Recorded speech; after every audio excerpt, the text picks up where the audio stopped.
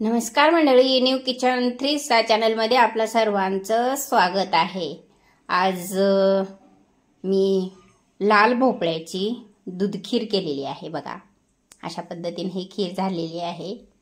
त्याच्यामध्ये मी dry fruits टाकलेले आहे, दूध टाकलेलं आहे, विलायची टाकलेली आहे। हे सगळं साहित्य टाकून मी हे दूध खीर केलेली आहे भोपळ्याची, लाल भोपळ्याची। चला मग रेसिपीला सुरुवात करू।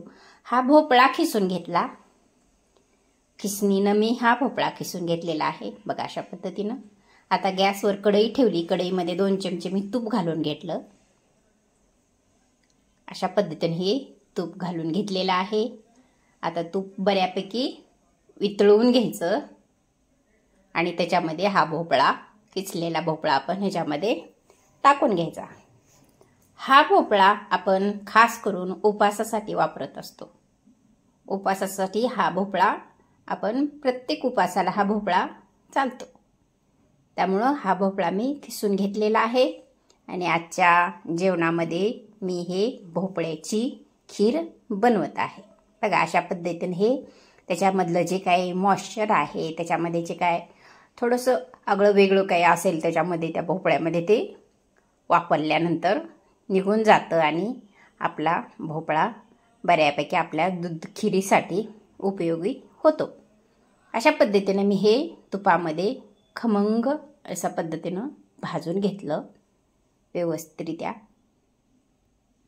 बघा असं हे भाजून घ्यायचं व्यवस्थितरित्या, बारीक आचेवर, मध्यम आचेवर हे मी भाजून घेतलेलं आहे अशा पद्धतीनं।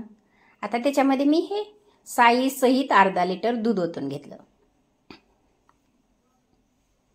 बघा अशा पद्धतीने ह्या भोपळ्याच्या तुपामध्ये शिजवलेल्या, तुपामध्ये भाजून घेतलेल्या ह्या भोपळ्याच्या, खिसून घेतलेला भोपळा हा मी ह्याच्यामध्ये दूध घालून घेतलं। साई सहित दूध घातलेलं आहे मी।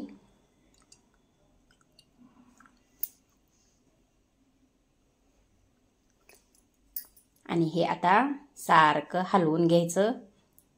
नाही हलवलं तर खाली टाकण्याची शक्यता असते, त्यामुळे आपण सारखं ह्याला हलवत राहायचं। अशा पद्धतीने मी हे ह्याला हलवून घेतलेलं आहे। बघा आता त्याच्यामध्ये मी केसरचे 4-5 काड्या पण टाकून घेतलेल्या आहेत। आता त्याला बऱ्यापैकी उकळी येत आहे। दुधाला चांगली भोपळा आणि दूध शिजत आहे व्यवस्थितरित्या, रट शिजत आहे व्यवस्थितरित्या।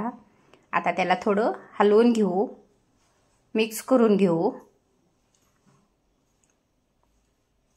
अशा पद्धतीने हे आपली दूध खीर व्यवस्थितरित्या झालेली आहे। बघा कशी उकळत आहे, खळखळ अशी उकळून येत आहे खीर आपली। हे खायला पण हेल्दी असतं, पौष्टिक असतं, म्हणून आपण हे उपवासाच्या पिरियडमध्ये आपण ह्या भोपळ्याची खीर करून खात असतो। बघा अशा पद्धतीने हे खीर झालेली आहे। बघा आता मी छोटासा पॅन घेतला, त्याच्यामध्ये 2 चमचे तूप घेतलं आणि त्याच्यामध्ये मी हे ड्रायफ्रूट टाकून घेते। तूप व्यवस्थितरित्या वितळलेलं आहे आता। बघा कसं वितळते तूप। असं हे तूप वितळून घ्यायचं गॅसवर बऱ्यापैकी। बघा कसं वितळते तूप, असं वितळून घ्यायचं आणि त्याच्यामध्ये मी हे ड्रायफ्रूट टाकून घेते। आता पूर्ण वितळलं तूप आता, आणि त्याच्यामध्ये आपण जे काही काप करून ठेवलेले ड्रायफ्रूट होते, हे ड्रायफ्रूट आपण ह्याच्यामध्ये टाकून घ्यायचे।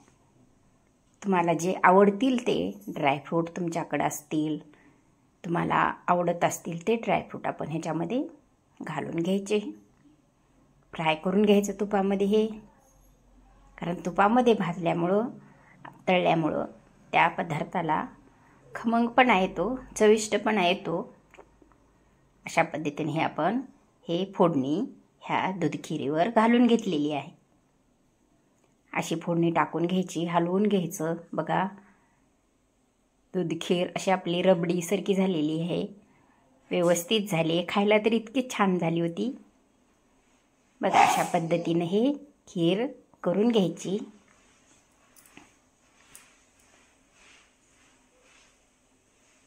बघा अशा पद्धतीने ही आपली खीर झालेली आहे.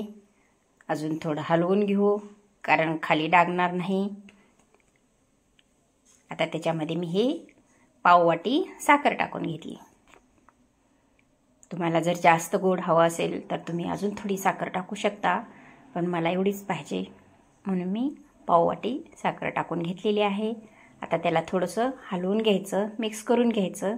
साखर विरघळेपर्यंत आपण हलवत राहायचं. बघा अशा पद्धतीने ही खीर झालेली आहे. बघा अशा पद्धतीनं खिरीला चांगली बऱ्यापैकी उकळी आलेली आहे. आता 1 चमचा मी इलायचीची पूड टाकून घेतली. आता ते पण व्यवस्थित हलवून घ्यायचं. हे सगळं मिक्स करून घ्यायचं. बघा किती छान झाली आपली खीर. अशा पद्धतीनं तुम्ही पण करून बघा.